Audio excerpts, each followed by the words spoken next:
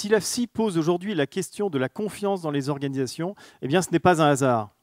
Le communicant est aujourd'hui à l'interface, et depuis toujours, à l'interface entre direction générale, encadrement et collaborateurs. C'est même le témoin essentiel, ou un des témoins de la relation managériale. Dans le même temps, la fonction communication est elle-même remise en cause.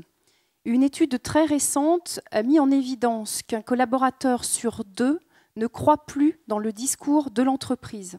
Et paradoxalement, les directions générales n'ont jamais autant demandé à leurs communicants d'actions pour recréer le lien. Le paysage dans lequel nous sommes tous, qui est désormais un paysage mondial, paysage de l'entreprise, ce paysage n'a jamais été aussi improbable. Dans un monde multiconnecté, la définition du travail change presque quotidiennement, les lieux du travail aussi. Et donc ce paysage improbable est un paysage anxiogène. Accélération, paysage anxiogène. Dès lors, comment fabriquer, créer de la confiance? Le sujet pour le français, ce n'est pas la pratique en soi, ce n'est pas la réussite en soi. C'est comme l'État s'est fait avant la nation, la capacité de se dire quelle est ma place dans le récit. Mais il faut donc qu'il y ait un récit.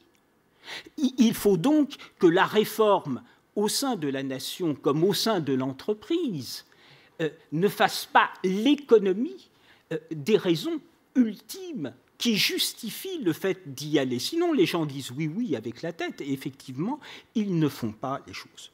C'est parce que c'est vital. C'est une question de survie pour nos économies que de réussir à recréer ces relations entre nous qui soient des relations de confiance. La confiance, c'est un état qui se situe entre le scepticisme systématique et à la fois du charbonnier, entre le savoir et le non-savoir. On a l'habitude de dire que la confiance, non seulement est menacée, mais qu'elle a été rompue dans les entreprises. De manière générale, quand on parle de la confiance, c'est pour dire qu'elle n'existe plus dans le monde de l'entreprise. Et qu'on fait une table ronde ou d'autres situations pour voir est-ce que c'est vraiment vrai qu'elle n'existe plus et qu'est-ce qu'on peut faire pour la rétablir. Ce qui est sûr, c'est que je pense qu'elle est toujours en difficulté, jamais acquise. Ça ne marche que si les salariés de l'entreprise y contribuent. Je crois que dans une démarche confiance dans une entreprise, il faut que ce soit le niveau le plus élevé, en l'occurrence le PDG du groupe. C'est la question du modèle qu'on a esquissé tout à l'heure. Mais il faut que le PDG s'engage lui-même. La confiance, la possibilité d'obtenir la confiance dépend de la possibilité de démontrer la pratique, les pratiques qui sont mises en œuvre sur l'ensemble des secteurs de l'entreprise, depuis la gouvernance jusqu'à la lucrativité, en passant par le traitement des salariés, le développement durable et l'ensemble des dispositifs. Et on a défini justement cette confiance. Alors, je crois que pour nous, c'est l'art d'abaisser les peurs dans l'entreprise et d'augmenter l'engagement. Donc, si on est sur la vertu fondamentale de l'entreprise, j'entreprends, c'est-à-dire je crée et j'échange, ça veut dire que j'ai besoin de prendre des risques, que je prends des risques, que j'ai de l'audace. Et donc, pour avoir du risque et de l'audace, il faut avoir confiance. Le monde qui arrive va être ce monde-là. Un monde de rapport au monde beaucoup plus immédiat, qui fait beaucoup plus confiance à l'intuition et qui, par conséquent, rebâtit de la confiance. Alors, le collaborateur, qu'est-ce qu'il attend? Il attend que l'on reconnaisse ses compétences, qu'on les rémunère, qu'on les valorise, qu'on les fasse prospérer. Il y a un parcours professionnel. Donc, cette prise en compte dans un projet d'entreprise de cette attente de chacun de contribuer au projet collectif avec ses propres compétences valorisées et développées, c'est certainement une des bonnes manière de créer de la confiance. L'entreprise, c'est à la fois travailler ensemble, mais c'est vivre ensemble. Et effectivement, il y a quelques années encore, on avait effectivement comme préoccupation, bien sûr, le bien-être des agents et les conditions de travail. Et on disait, la performance, oui, mais à condition que le bien-être soit là. Aujourd'hui, on a changé de discours, c'est-à-dire qu'on dit qu'un objectif, pour l'objectif des managers, mais également individuel pour chacun, dans chaque équipe, chaque manager, il y a 2 objectifs. La performance, certes, donc travailler mieux, travailler autrement, le service à l'usager, mais également le bien-être de chacun. C'est un problème généralisé dans la société qui touche au vivre collectif. Et pour moi, la confiance, c'est la capacité de vivre, d'avoir des relations en sécurité. La confiance, pour moi, c'est un triptyque: donner, recevoir et rendre sans calcul. Car si vous mettez du calcul dans la confiance, il n'y a plus de confiance. l'écoute de l'autre, l'acceptation des différences, ça c'est la confiance. La place au doute, l'acceptation d'échecs, très très très très important. Le remerciement. Chaque fois qu'on fait un don, entre guillemets, le terme du don, hein, pas faire une théorie du don, chaque fois qu'on fait un don, que ce don donne l'occasion de faire une fête comme on l'a fait aujourd'hui à la fête.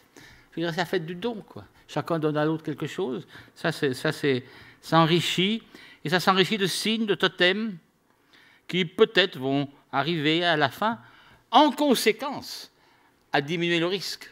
Mais le risque va être diminué parce que la confiance est née, et pas l'inverse. Moi, je pense que la participation, c'est aussi la volonté du top management de faire confiance à tous les différents niveaux de l'entreprise et aussi au middle management de prendre ses responsabilités, de savoir demander cette autonomie, de pouvoir prouver aussi, si on veut qu'on nous confie des responsabilités, il faut aussi pouvoir prouver qu'on est à la hauteur. Donc je pense que cette relation de confiance est quelque chose qui se construit. Le fait qu'un dirigeant, qu'un PDG cherche à créer de la confiance chez ses collaborateurs, enfin, ou à la mesurer, bon, ça me choque un peu. Je pense qu'il doit donner de la confiance aux autres. Il doit dire tous les jours à ses collaborateurs combien il a confiance en eux et le prouver. Je vais être un petit peu excessif, mais c'est une relation d'amour. C'est quelque chose de vous donner et ça revient. Vous n'avez pas besoin de la créer. Il suffit de donner quelque chose.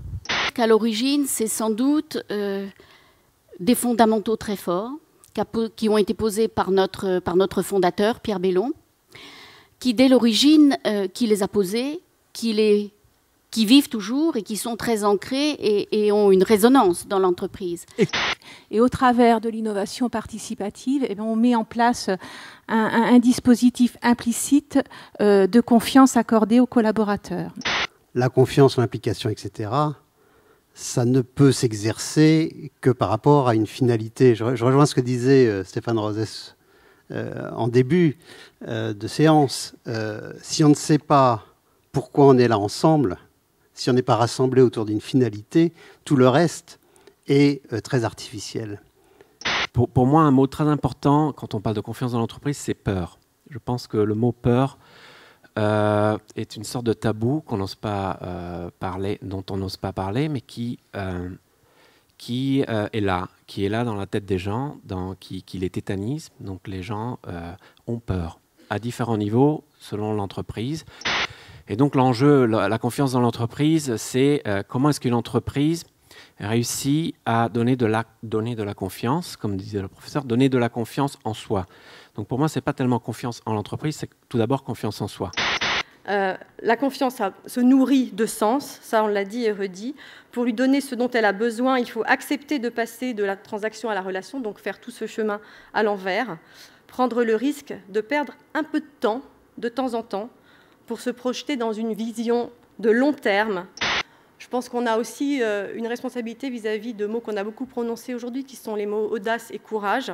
On a la chance d'être suffisamment visible dans nos organisations pour porter notre part d'audace et de courage pour que nos organisations évoluent.